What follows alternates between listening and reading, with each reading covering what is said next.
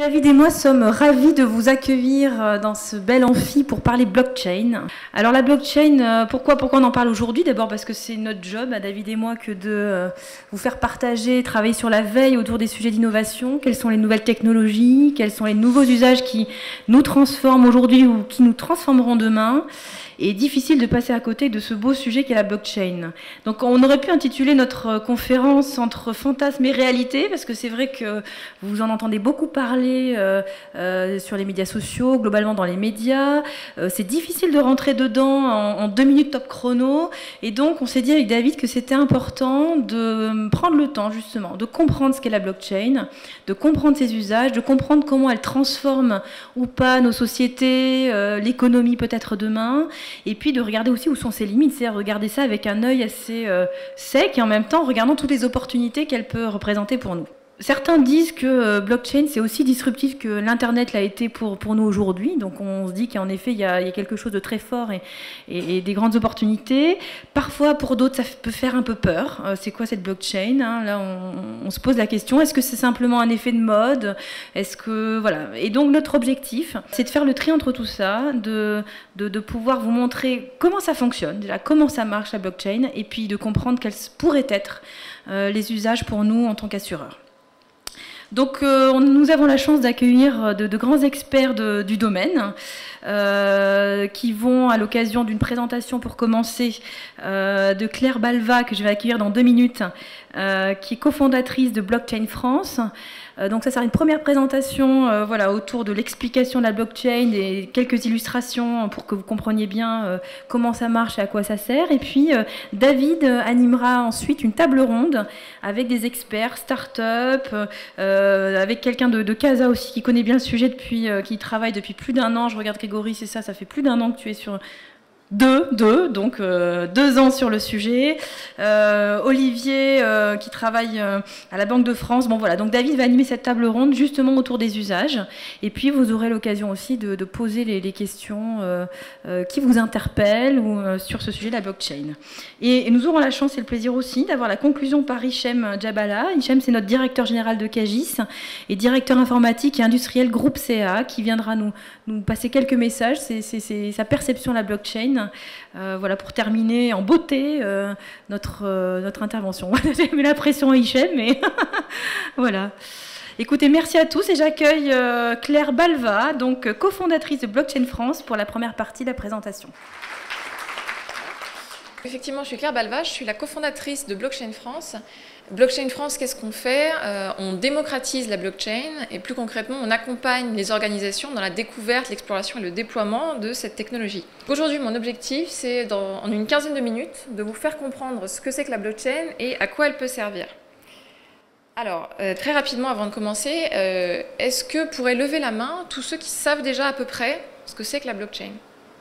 Ok, donc quasiment la moitié de la salle. Donc je vois au fil de mes interventions qu'il y a de plus en plus de monde qui ont compris déjà le phénomène. Alors la blockchain, d'où ça vient? Ça vient de Bitcoin. Bitcoin, c'est une monnaie virtuelle qui a été créée en 2008. 2008, vous vous souvenez, on est en pleine crise financière, les gens n'ont plus vraiment confiance dans leur banque. Et un individu anonyme, qui répond au nom de Satoshi Nakamoto, va publier un livre blanc où il décrit le fonctionnement d'une monnaie pair à pair qui fonctionne sans banque.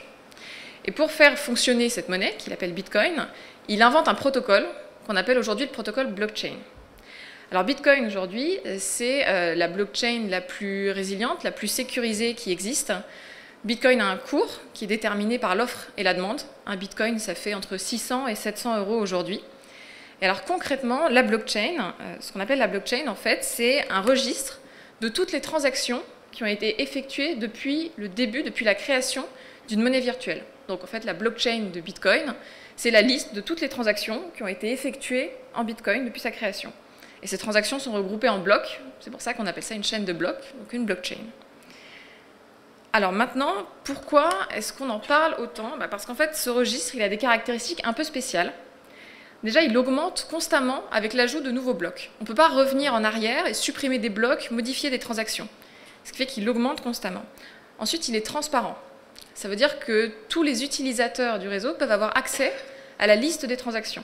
Aujourd'hui, vous et moi, on peut aller sur Internet, sur des explorateurs de blockchain, et regarder la liste de toutes les transactions qui ont été faites en Bitcoin. Alors, je parle beaucoup de Bitcoin, mais il y a beaucoup d'autres blockchains, j'y reviendrai après. Ensuite, la résilience. Parce qu'en fait, ce registre, il n'est pas stocké sur un serveur central, comme le sont les bases de données d'habitude, mais il est stocké sur un grand nombre d'ordinateurs, un grand nombre de serveurs qu'on appelle les nœuds du réseau. Ce qui fait que si un de ces nœuds s'arrête de fonctionner, tous les autres nœuds continuent de stocker la blockchain. C'est ça qui fait qu'elle est aussi difficile à pirater. Ensuite, les blocs de transactions sont horodatés. Ce qui veut dire que n'importe quelle transaction, on peut savoir quel jour, à quelle heure elle a été effectuée. Et dernière caractéristique, c'est là la plus importante, la blockchain va fonctionner sans organe central de contrôle. Pour Bitcoin, vous n'avez pas d'entreprise, vous n'avez pas d'association, vous n'avez pas une seule personne qui maîtrise la base de données, qui maîtrise le réseau. En fait, la blockchain appartient à tous ses utilisateurs et fonctionne en autonomie grâce à des algorithmes.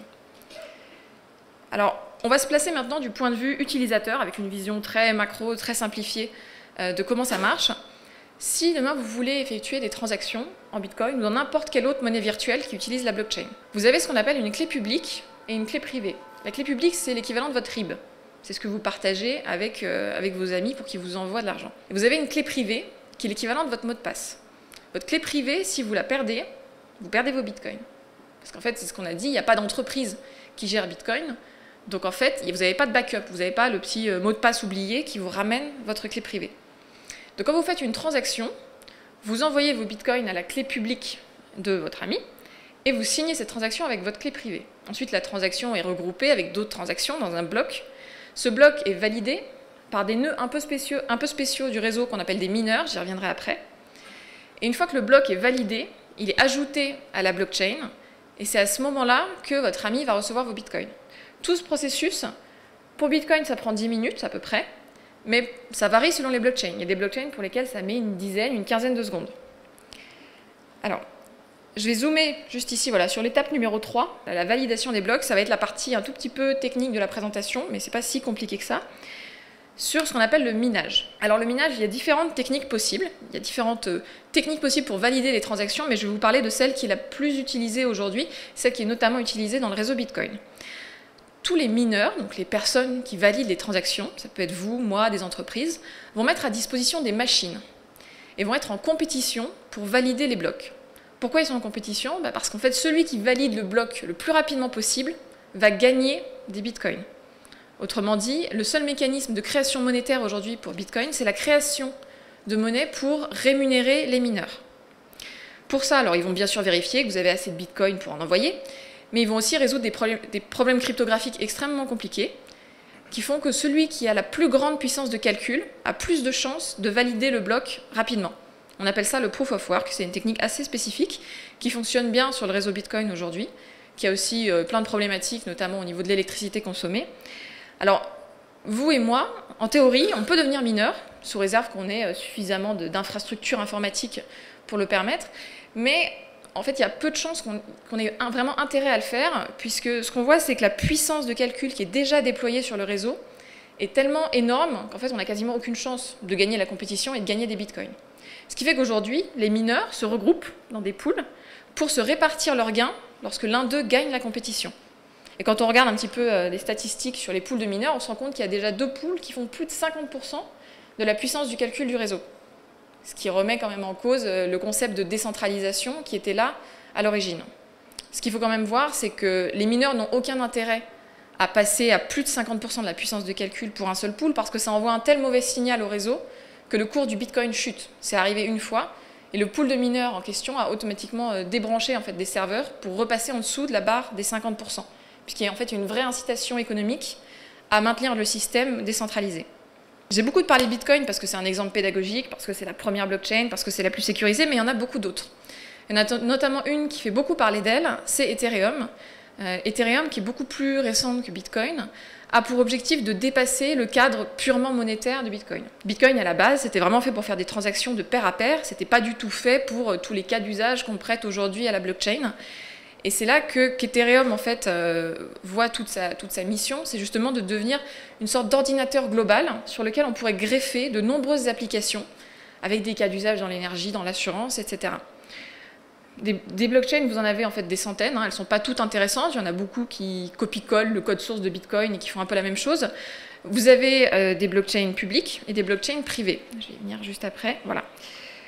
Une blockchain publique, comme Bitcoin, comme Ethereum, c'est une blockchain où les droits d'accès ne sont pas restreints. C'est une blockchain où vous et moi, en tant que citoyen lambda, on peut aller faire des transactions, on peut aller voir la liste des transactions, on peut devenir mineur, etc. À l'inverse, une blockchain privée, c'est une blockchain à laquelle vous et moi, on ne peut pas accéder. Par exemple, si on imagine un consortium de banques qui créent leur blockchain pour régler des transactions interbancaires, ils n'ont pas du tout intérêt à ce que le citoyen lambda puisse avoir accès à la liste des transactions et puisse effectuer des transactions. Donc ils vont restreindre les droits d'accès et tout simplement se créer un système blockchain entre eux, un peu comme un intranet, si on veut. Alors maintenant, je voudrais rentrer dans les cas d'usage concrets de la blockchain. Alors je voudrais vous proposer une catégorisation des applications possibles. C'est un peu simplifié forcément, mais au moins ça clarifie le process. Le premier, c'est évidemment les transactions. Donc on en a déjà parlé. Le deuxième, c'est les applications de registre. Comment ça fonctionne? Quand vous faites une transaction, vous indiquez le montant de crypto-monnaie que vous envoyez, vous indiquez la clé publique de votre correspondant, mais vous avez aussi un petit champ, un petit script dans lequel vous pouvez insérer de la donnée.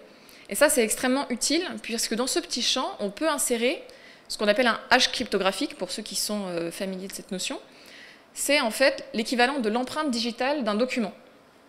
Si vous avez un fichier PDF que vous le hashez, vous avez une suite de chiffres et de lettres, qui est en fait le code de ce document. Et si je change quelque chose dans le document, le hash change complètement.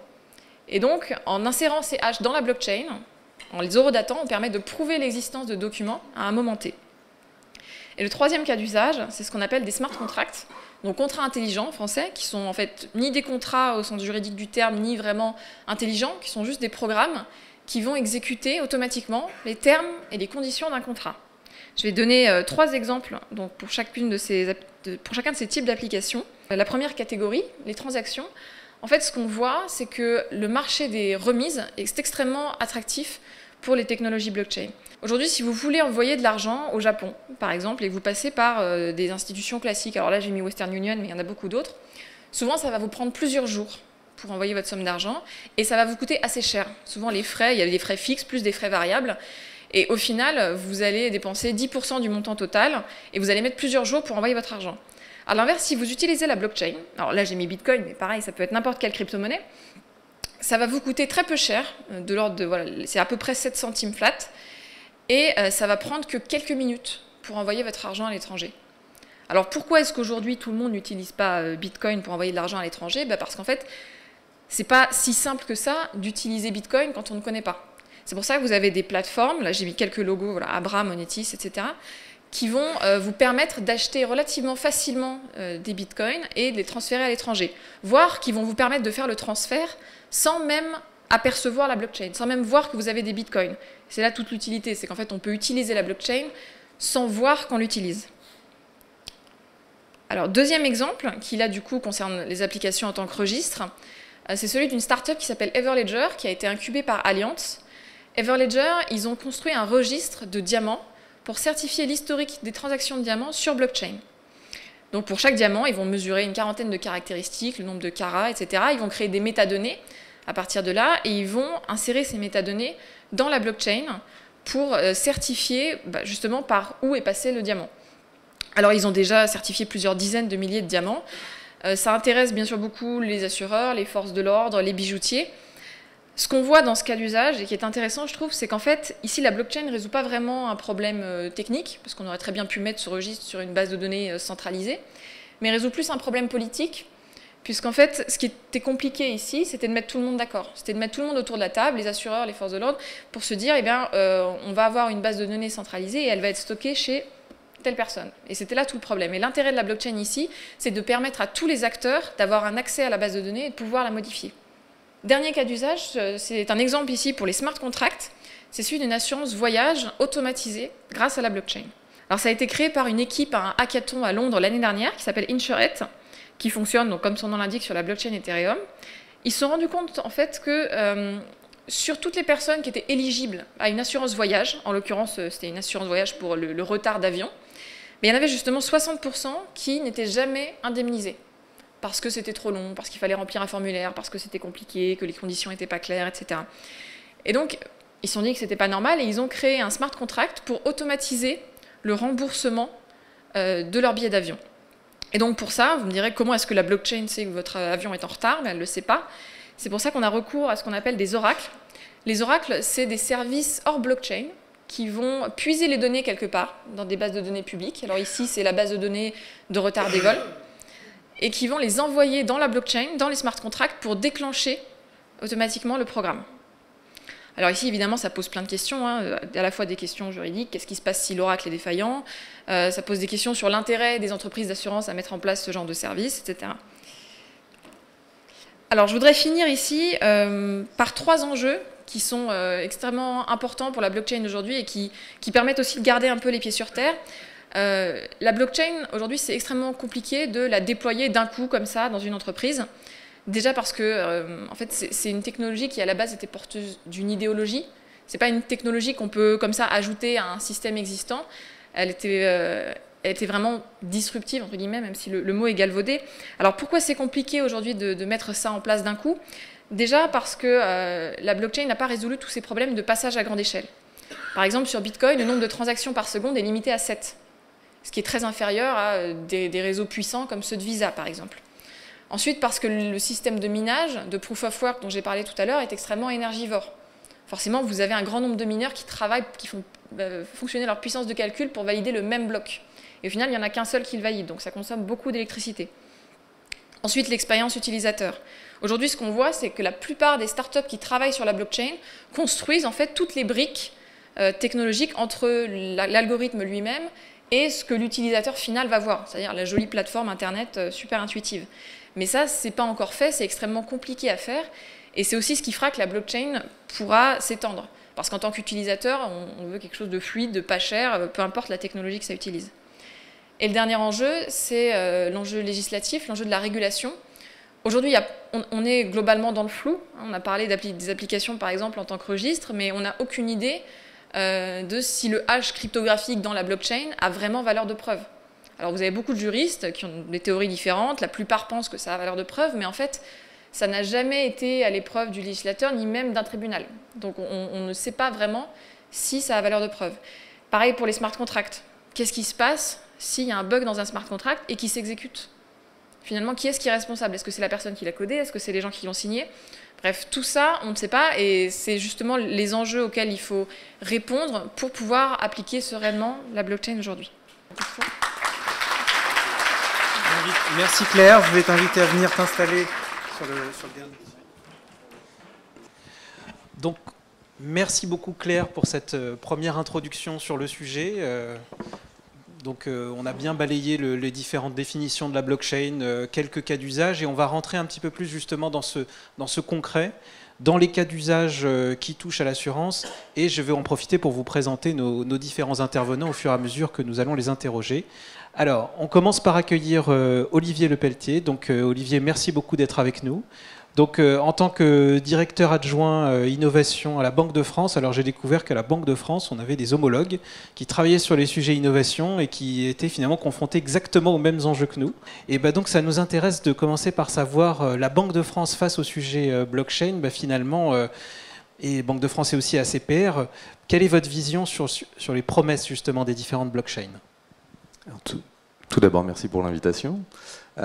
Effectivement, la Banque de France, on a un ensemble de sujets, parmi lesquels la blockchain, dont on examine les impacts sur le système financier de manière globale, et puis sur lequel on réfléchit aussi aux impacts des missions, sur les missions de la Banque de France et sur la façon dont on doit faire évoluer nos activités, informer ou coordonner des efforts. On parlait de la législation, donc vers le législateur pour sensibiliser sur un certain nombre de sujets, d'enjeux, de risques, et bien évidemment.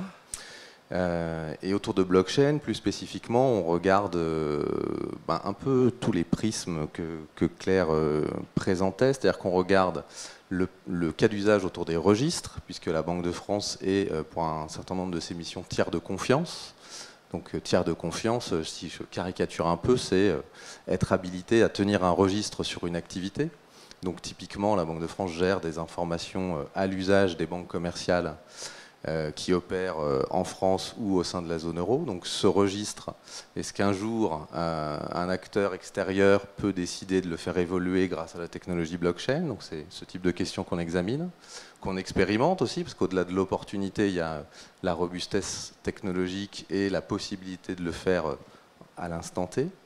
Alors justement, sur quel sujet vous expérimentez aujourd'hui? Alors aujourd'hui, on expérimente, sans jargonner sur les données interbancaires, aujourd'hui, quand un acteur veut opérer une activité bancaire en France et qu'il veut ouvrir une implantation, il doit obtenir un identifiant.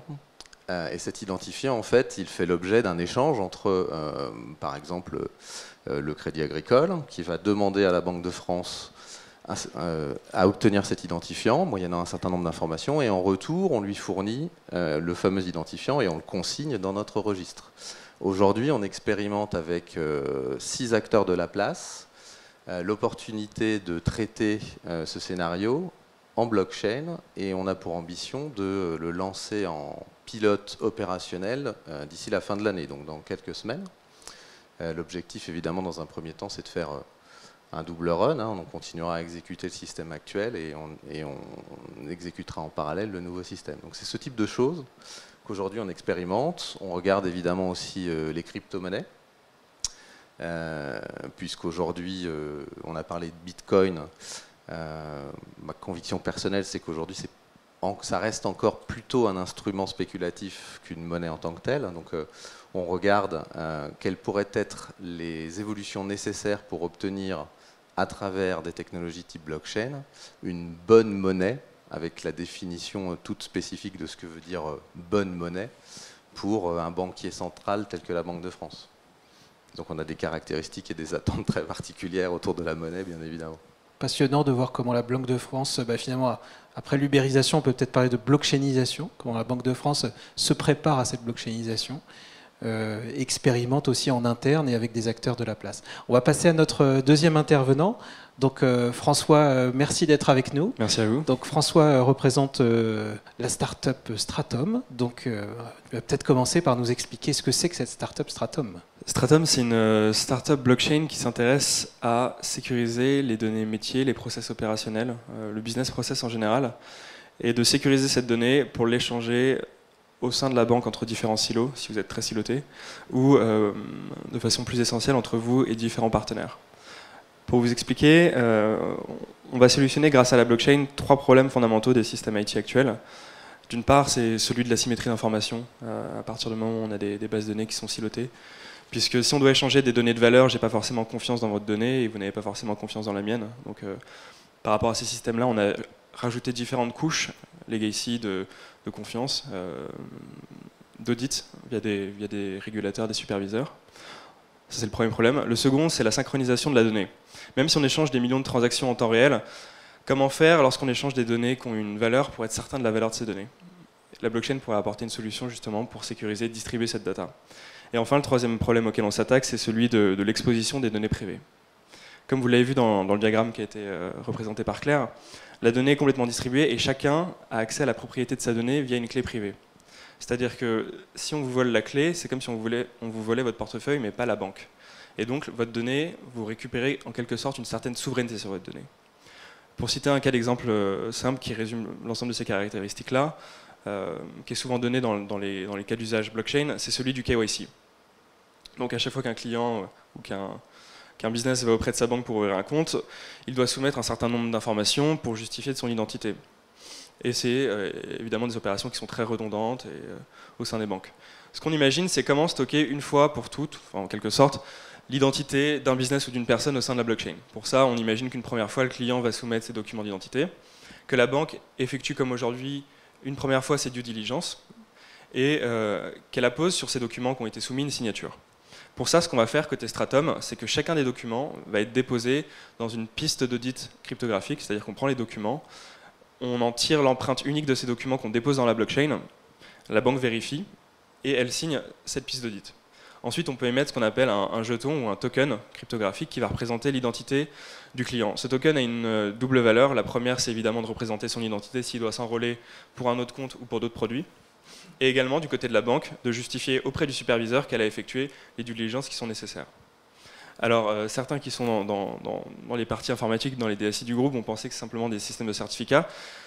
Le système de Stratum vient bien au-delà d'un simple système de certificat et de transmission d'autorité, dans la mesure où on peut sécuriser n'importe quelle donnée opérationnelle et justifier d'un processus. Alors merci pour cet exemple de cas d'usage, pour le coup très prometteur, et en tant que banque assureur, on en sait quelque chose, puisque en effet, ce KYC, on demande à nos réseaux de le faire, on s'appuie sur ce KYC qui est fait par nos réseaux de distribution, et c'est parfois non sans mal qu'on récupère un certain nombre d'informations de la part de nos clients.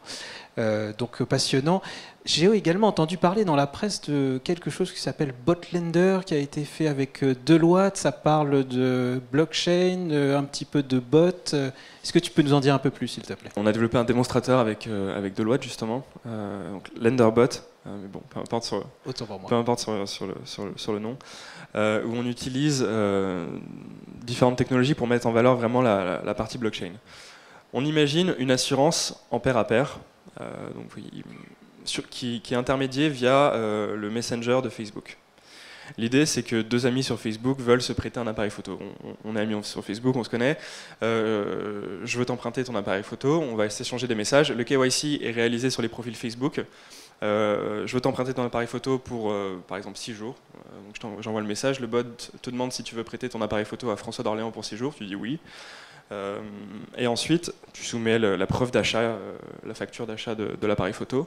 Et chacun de ces points de données, côté blockchain, est horodaté dans la blockchain. Donc on a une preuve de l'ensemble de ces interactions entre nous, de la preuve d'achat et de la sélection d'un assureur pour assurer le prêt pendant les 6 jours. Donc si tu casses mon appareil photo dans les 6 jours, qu'est-ce qui se passe? Je suis remboursé Tu seras remboursé par l'assureur qui a été enrôlé dans la transaction. Mais en fait, ce qui est vraiment intéressant, c'est que la blockchain crée un contrat implicite, tripartite, entre le prêteur, l'emprunteur et l'assureur. C'est-à-dire qu'on enrôle des gens sans friction dans un produit d'assurance, de façon la plus simple possible. Après, ça a été appliqué à l'assurance en pair à pair, mais on pourrait imaginer bien d'autres usages. Et là, ce qui est intéressant, c'est que la blockchain conserve une preuve des transactions et du process qui sont sous-jacents. Ça, on l'applique à plein d'autres domaines. Et dans ce cas-là, c'était l'assurance en pair à pair. Ok, merci.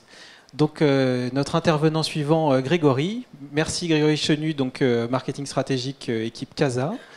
Donc depuis 2 ans, CASA s'est déjà saisi sur le sujet. Alors c'est rassurant, mais on a envie d'en savoir un peu plus justement. Qu'est-ce que fait CASA sur le sujet de la blockchain? Oui, alors quand je dis 2 ans, c'est vraiment, je ne vais pas dire jour pour jour, mais le tout début, quand on m'a demandé de travailler sur ce sujet de Bitcoin et de blockchain en me disant « t'es un peu geek, ça va t'intéresser ». Donc c'est vrai que pendant 1 an, je travaillais sur le sujet et tout le monde se moquait de moi en me disant que je travaillais sur la monnaie des pédophiles, des transporteurs de drogue et d'armes. Aujourd'hui, heureusement, on me regarde un peu différemment dans le groupe. Parce que le sujet est à la mode. Alors, donc le groupe s'intéresse beaucoup à cela. On a monté un groupe de travail avec un grand nombre d'entités, donc Crédit Agricole Assurance, CACIB, CACEIS, Amundi. Donc toutes les entités au fur et à mesure ont été intégrées pour découvrir le fonctionnement. Alors vous avez eu évidemment une présentation complète, mais en 15 minutes. Donc comprendre un peu plus profondément comment ça fonctionne, avec des spécialistes aussi techniques, pour réellement voir toutes les implications que ça peut avoir. Et ce groupe de travail travaille sur différents cas d'usage que l'on pourrait monter. Pour reprendre ces cas d'usage, le premier, typiquement, s'est intéressé à l'idée de la partie registre qu'on a vue, ou preuve. On s'est dit, une transaction, elle est immuable dans la blockchain. Donc, si dans la transaction, je mets une information qui est, tiens, la caisse régionale lambda a émis un chèque de banque à un client et elle lui a remis ce chèque, on pourrait dire, tiens, on va utiliser cette transaction et de manière certaine, enregistrer ce point-là.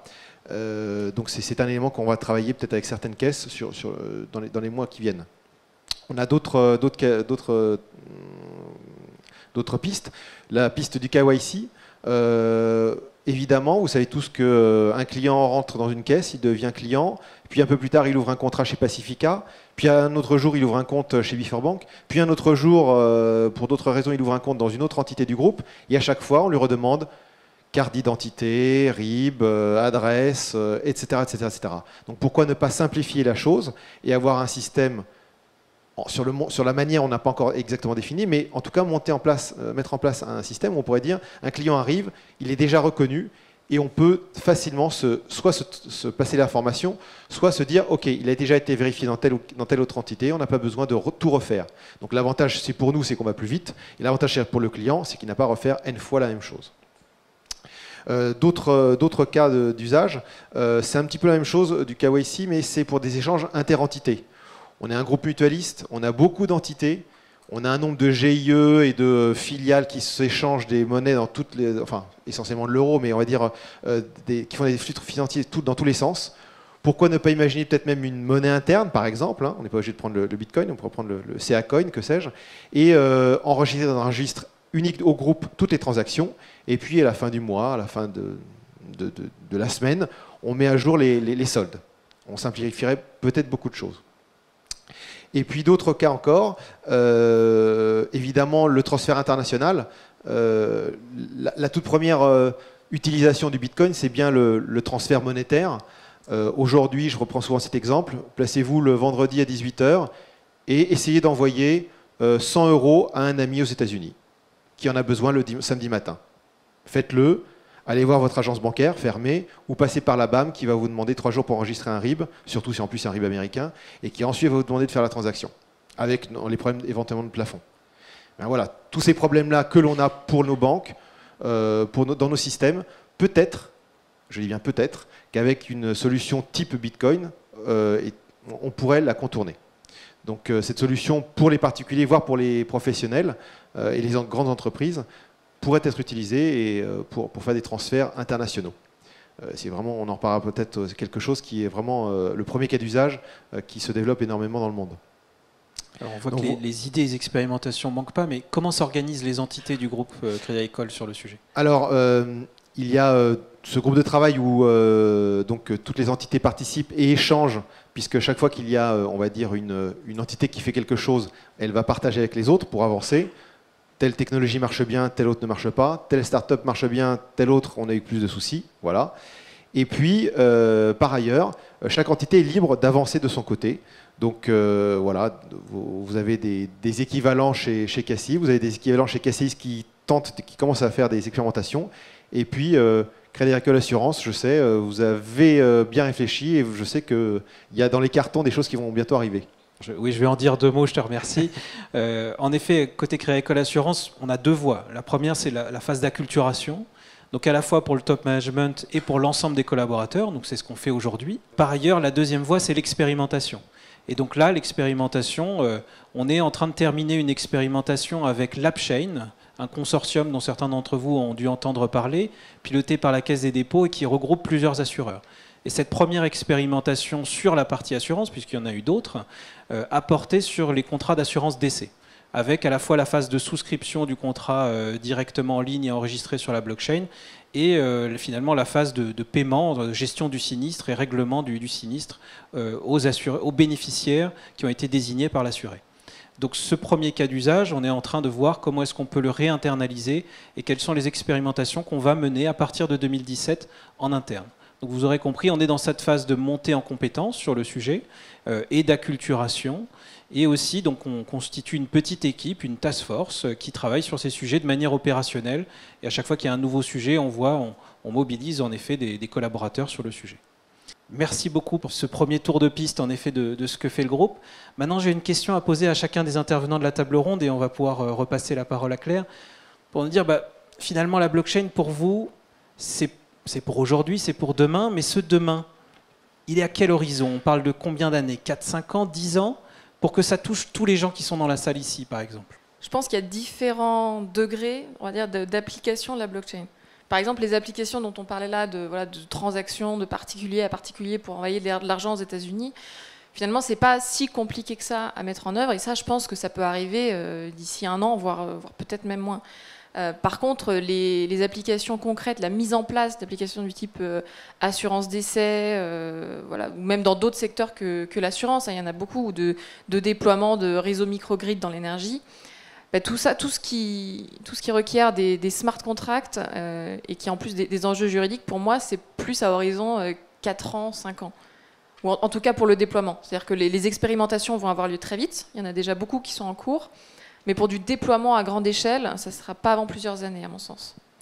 Et si on parle de blockchain et d'assurance, quel est pour toi, Claire, et puis pour vous, les autres intervenants, le cas d'usage qui vous semble qui va apparaître le premier, qui va être le premier à se déployer et à se généraliser, du coup? Je dirais globalement tout ce qui concerne l'automatisation de certaines phases déclaratives. Alors à la fois par exemple dans des services d'assurance peer-to-peer dont François a parlé, par exemple pour l'Underbot où finalement on voit même pas le contrat d'assurance quelque part, ou dans l'assurance voyage ou l'assurance indicielle agricole par exemple. Tout ça, je pense que ça peut arriver relativement vite, mais à chaque fois c'est dans des niches très particulières parce qu'on peut pas automatiser tous les métiers. Il y a beaucoup de choses qui s'automatisent pas.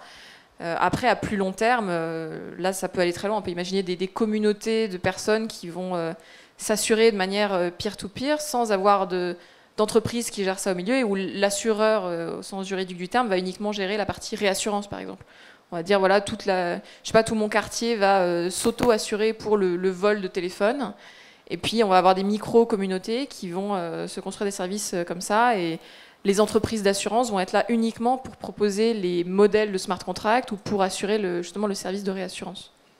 Est-ce que l'un d'entre vous a envie de compléter? Puis on va passer la parole également au public pour voir s'il y a des questions dans le public. Alors oui, c'est complètement graduel parce que la blockchain n'est pas une technologie aujourd'hui qui est à prendre sur l'étagère et à déployer. On est, en tant que start-up, en tant que consortium, en train de développer les différentes briques techno qui demain feront la blockchain. Quelles sont les étapes de demain? C'est donc très graduel. Aujourd'hui, on déploie des pilotes en testant certaines briques techno, c'est-à-dire qu'on définit, comme on dit en anglais, vous pouvez avoir des cas d'usage qui sont low-hanging fruit, c'est-à-dire que c'est très facile d'y aller, on a la technologie qui est à peu près prête, et donc on s'embarque dans des phases avec des POC, des pilotes, qui peuvent durer 6 mois, voire un peu plus, et ensuite basculer, si tout est satisfaisant d'un point de vue des objectifs, en production. Après, il y a la question de cas d'usage un peu plus complexes, qui requièrent ce qu'on appelle des smart contracts, où là tous les pilotes vont encore durer toute l'année 2017 et on peut commencer à entrevoir une mise en production 2018. Mais j'aimerais vous donner un aperçu de toute la difficulté technologique qu'il y a aujourd'hui à mettre ces cas d'usage en production. On parle souvent dans le monde des services financiers, parmi les pilotes qui existent actuellement, dans les métiers titres, le cash equity par exemple, de déployer une blockchain pour faire de la gestion de tables de capitalisation. Donc vous allez avoir une plateforme d'échange de titres qui déploie ce pilote-là. Le problème, c'est que vous avez sécurisé cette donnée au sein de la blockchain. Maintenant, il y a plein de données extérieures qui doivent rentrer. Des brokers qui passent des trades, de l'émission de titres qui vient de différentes entités d'entreprises. On doit avoir la preuve aussi légale d'émission de ces titres, que ça a été fait de façon parfaitement propre. Et le problème que vous avez dans le basculement entre Bitcoin et une blockchain pour une table de capitalisation, c'est que vous passez de la blockchain Bitcoin qui gère de la donnée de façon complètement inertielle, c'est-à-dire que toute la donnée est au sein de la blockchain, elle est immuable, et vous pouvez la refaire 100 000 fois la même transaction. C'est ce qu'on appelle un système déterministe. Maintenant, quand vous basculez avec de la donnée exogène qui doit rentrer dans la blockchain, vous cassez ce déterminisme et la preuve forte qu'a donnée la blockchain. Donc le problème aujourd'hui, c'est que vous avez une table de capitalisation et la donnée est sécurisée. Donc vous échangez plus facilement, et c'est le bénéfice, cette donnée avec vos parties prenantes. Maintenant, dès qu'on doit changer quelque chose et apporter de la donnée à l'intérieur, on a plus de problématiques. Et c'est pour ça que le travail de Stratum, notamment, c'est de ne pas séparer la blockchain orientée asset de la blockchain orientée registre. C'est-à-dire qu'on va apporter la preuve du business process qui va rentrer dans la blockchain. Et ça, c'est l'une des briques fondamentales en termes de R&D qu'on apporte aujourd'hui. Maintenant, si je bascule, donc ça, pour la mise en production, on perçoit ça d'ici 2018, fin 2018. C'est les échanges qu'on a avec les différents clients et qui on parle. Maintenant, des cas d'usage dans l'assurance. Toutes les assurances prévention, sur les audits techniques par exemple. Vous voulez avoir la preuve que tel certificateur, Bureau Veritas, Socotec ont effectué les audits techniques. Est-ce qu'on peut stocker ça dans la blockchain et partager ces preuves-là? C'est une possibilité à très court terme de mettre en place ce genre de choses. Dans l'assurance, réassurance, quand vous avez des traités globaux ou des quotes-parts, pour faire le déversement selon l'ampleur du sinistre, automatiser ces déversements-là sur des bouquets de polices d'assurance qui ont été packagés ensemble et qu'il y ait beaucoup moins de redondance manuelle dans la réconciliation de toutes les données entre les assureurs et les réassureurs. Ça, c'est un cas d'usage un peu plus... si le premier il peut être mis en production d'ici l'année prochaine, ce cas-là, il va être un peu plus long, c'est quand même un gros chantier. Merci beaucoup. Est-ce qu'il y a des questions dans le public ? Bonjour, j'ai une petite question sur le cas d'usage qui a été présenté par Grégory. Donc c'est sur un jeton ID au niveau du groupe. Donc un client s'enregistre dans une société du groupe et dès lors qu'il doit souscrire un contrat, on lui transfère le jeton. Sur la problématique de la mise à jour, est-ce que ça a été pensé déjà ?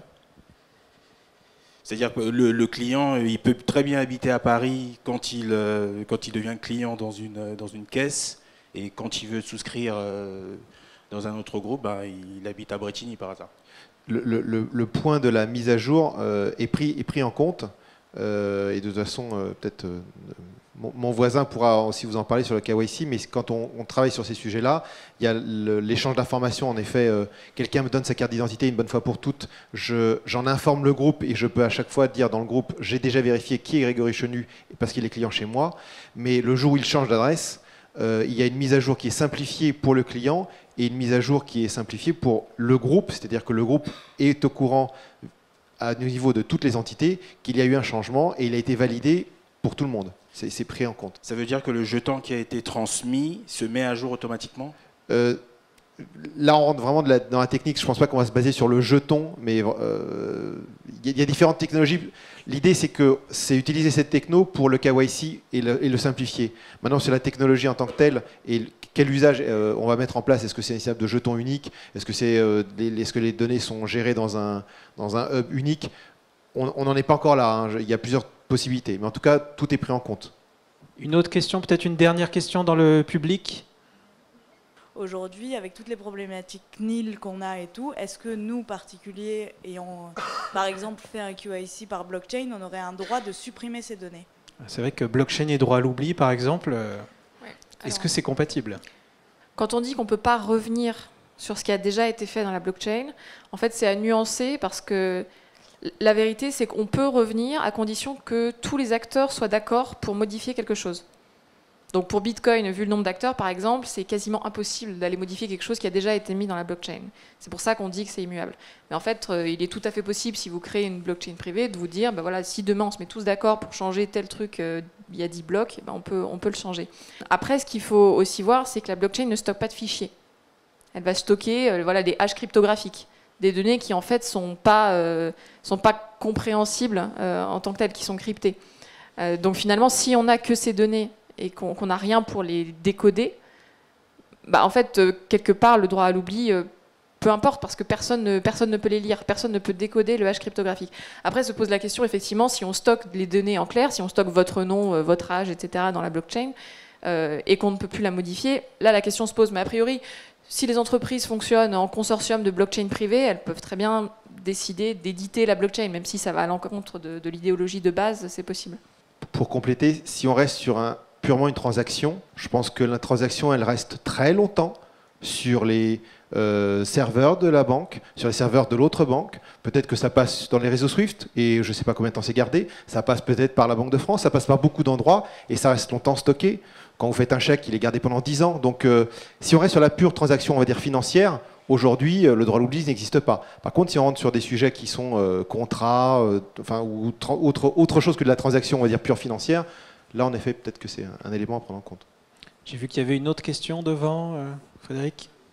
Je voulais savoir si la Banque de France se posait la question de créer une crypto-monnaie officielle qui serait une espèce de crypto-euro pour créer officiellement une blockchain avec un euro sous forme de blockchain. Alors, effectivement, vous avez bien compris, dans Bitcoin, il y a on va dire une émission de monnaie, ce qui effectivement, aujourd'hui, dans la monnaie au sens classique du terme, est la mission d'une banque centrale. Pour l'euro, c'est la Banque centrale européenne qui régit les politiques d'émission en concertation avec les banques centrales nationales. Et oui, effectivement, je vous confirme qu'aujourd'hui, il y a plusieurs acteurs parmi les banques centrales nationales qui réfléchissent à l'opportunité, en tout cas qui examinent sous quels critères et sous quelle organisation une émission de monnaie basée sur ces technologies serait viable. Puisqu'en fait, une bonne monnaie au sens du particulier, d'un État, de la capacité à créer de la confiance en fait, entre les différents acteurs qui utilisent cette monnaie, elle demande un certain nombre de caractéristiques. Et aujourd'hui, on ne considère pas que toutes ces caractéristiques soient complètement réunies dans Bitcoin ou qu'elles soient complètement réalisables à date sur des blockchains. Donc on y réfléchit. Pour votre information, la Banque nationale des Pays-Bas mène une expérimentation effectivement dans cette logique crypto-monnaie. La Banque de Suède a également indiqué qu'elle menait une expérimentation en ce sens. Et après, je ne peux pas vous donner beaucoup plus d'informations. Ça, ce sont les deux banques centrales qui ont rendu publiques leurs initiatives. Mais sachez qu'il y a d'autres acteurs qui y travaillent également. Un grand merci à tous nos intervenants et pour leurs différentes réponses et éclairages. Simplement pour vous préciser, donc Claire va signer et dédicacer des livres sur la blockchain décryptée auquel Blockchain France justement a contribué et diffusé par NetExplo. Donc ça sera disponible juste à la sortie de l'amphi. Ensuite, on va passer à la conclusion par Hichem, et encore un grand merci d'être venus tous présents et à nos intervenants. Et puis sur 2017, si vous êtes tous présents ici, ratez pas les conférences du Challenge de l'innovation 2017.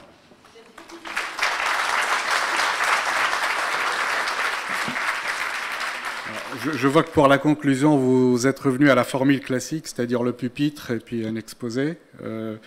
Bon, merci aux présentateurs, aux différents intervenants qui ont été très clairs, et je suis vraiment impressionné de devoir passer pour faire une tentative de conclusion après vos présentations qui étaient très intéressantes et très claires pour un sujet comme celui-là. En guise de conclusion, moi je voulais vous faire part d'un certain nombre de réflexions ou d'interrogations personnelles, donc je ne vais pas répondre plus aux questions qui ont été posées, mais plutôt vous inciter à réfléchir à un certain nombre de points qui, moi, m'interpellent. Le premier d'entre eux, c'est qu'il est évident aujourd'hui, depuis probablement l'apparition, enfin depuis la une d'un certain magazine anglo-saxon très connu, là, The Economist, qui a titré sur la blockchain avec un schéma d'une courroie de transmission, je ne sais plus quel est le titre exact, mais il parle de confiance, la machine à confiance. Il est à peu près évident, bon, même si on peut toujours dire qu'il y a un emballement médiatique, il y a plein de choses, mais je pense que la technologie blockchain a certainement des impacts et un potentiel disruptif, je pèse bien mes mots, disruptif qu'on a encore du mal à cerner complètement. Mais par contre, je peux vous faire part d'un parallèle, alors à prendre avec toutes les limites des parallèles et des comparaisons. Le parallèle est assez évident avec Internet. Aujourd'hui, on voit à peu près l'Internet, on voit le web, mais il faut savoir qu'à peu près 10 ans avant, il y a eu l'invention du protocole Internet, pour les techniciens dans la salle, le TCP/IP. C'était le protocole. Moi, j'étais dans ce domaine-là. On était en fait à des années-lumière de se projeter dans l'utilisation qu'on allait en faire. L'utilisation, c'est le web, c'est la toile avec toutes les applications qu'il y a là-dessus. Et donc aujourd'hui, on est dans le stade qui est ingrat, la couche basse, exactement comme TCP/IP était ingrat, et on avait du mal à se projeter et à savoir ce qu'on allait en faire. Alors, ça ne veut pas dire qu'il faut attendre 10 ans pour voir des applications. Je suis également intimement persuadé qu'il y a un phénomène d'accélération. Tous les grands consultants en innovation vous disent qu'au cours du XXe siècle, en fait, à chaque évolution technologique, le cycle de généralisation s'est raccourci. Je n'ai plus les chiffres en tête, mais en gros, le transistor a mis 40-50 ans pour se généraliser. La télé, je crois qu'elle a mis 30 ans à peu près pour se généraliser. Internet, 10 ans. Et puis on voit une accélération. Donc je pense que tous ceux présents dans la salle, je regarde rapidement la moyenne d'âge, tout le monde ici présent dans la salle, on connaîtra des implications réelles, à la fois professionnelles et privées, de la blockchain. Ça, c'est la première réflexion. La deuxième, c'est que ce qui m'a frappé également, c'est que rarement une technologie aura suscité autant de considérations, je dirais, politiques. Alors, je commencerai même par idéologiques. Je crois que c'est Claire qui a cité le mot à 2 reprises. Donc, il y a des interrogations idéologiques, politiques, sociétales, humaines, au-delà de la technologie elle-même. Et au-delà de, évidemment, les exemples qu'on cite assez aisément, qui sont l'implication de ces technologies-là sur nos process et nos systèmes actuels. On a parlé de registres, ce sont des choses qui nous parlent, mais moi, ce qui m'interpelle et ce sur lequel on va probablement beaucoup réfléchir dans les années à venir, c'est toute la dimension non technique de la chose et non industrielle qui est liée à la politique, à la société et à l'évolution de nos modes d'organisation. Troisième interrogation, au l'âge un peu plus concrète, je dirais, par rapport, nous sommes ici dans une banque assurance. Donc nous sommes dans un métier, donc c'est pas moi que j'apprendrai, qu'à la base de nos organisations professionnelles, de nos paradigmes professionnels, il y a un certain nombre de mots-clés qui ont été cités pendant la conférence, et donc ça doit nous interpeller. Donc les mots confiance, nous sommes un tiers de confiance, vous le savez, le mot certification, dans l'assurance, nous utilisons, nous devons certifier pas mal de choses. Et donc tout ça, moi, me laisse penser qu'on sera probablement, si ce n'est au cœur, parce qu'il ne faut pas être nombriliste, mais on sera pas à l'abri de cette évolution-là. On sera même très impacté, je pense, dans nos métiers, à condition par contre de savoir changer de paradigme sur un certain nombre de choses. Et les usages nouveaux dont on parle ou qu'on essaye d'imaginer aujourd'hui, certains, à mon avis, toucheront des mécanismes et des systèmes tels qu'on les pratique aujourd'hui. On utilisera telle ou telle brique de la technologie pour remplacer le registre. Je pense qu'il y a une application immédiate à laquelle beaucoup de monde en pensait. Je pense qu'on imagine très bien le remplacement du réseau SWIFT par une blockchain. Ça paraît à peu près facile à imaginer. Il y a d'autres utilisations qu'on a du mal à imaginer aujourd'hui. Et moi qui me font penser également à un autre exemple, toujours avec la limite qu'il faut avoir en faisant les comparaisons. L'autre exemple, c'est, pour utiliser le mot, la tarte à la crème, Uber, l'ubérisation. Moi, c'est la différence que je fais entre les applications, enfin G7, Taxi Bleu, vous savez qu'ils sont passés au digital. Ils ont une application bien foutue pour commander, réserver vos taxis, etc. Uber, qu'est-ce qu'ils ont fait? Ils ont inventé autre chose. Ils ont inventé un autre process, une autre expérience client. C'est ça la différence entre les deux. Donc nous, je pense qu'on aura les implications sur les deux plans, sur nos systèmes actuels et probablement dans des expériences et des usages qu'on a du mal aujourd'hui à imaginer, mais qu'on va sans doute faire, qu'on va sans doute imaginer dans les années à venir. Donc voilà, en guise de conclusion, les quelques messages et pour lesquels d'ailleurs les échanges et les questions-réponses qu'il y a eu autour de la table m'ont plutôt conforté dans ce qui est rassurant quelque part, parce que je suis comme vous, j'ai du mal à me projeter aujourd'hui, mais je pense que ces interrogations-là apparaissent clairement à travers les échanges de nos brillants intervenants.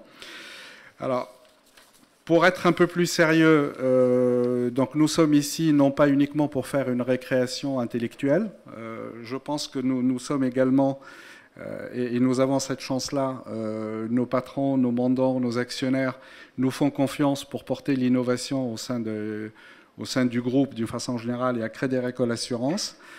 Le message clé, mais je crois qu'il y a des gens très compétents ici qui sont chargés d'organiser ça, c'est le maître mot, c'est l'expérimentation, l'acculturation et l'expérimentation. Donc l'acculturation, l'exercice d'aujourd'hui en fait partie.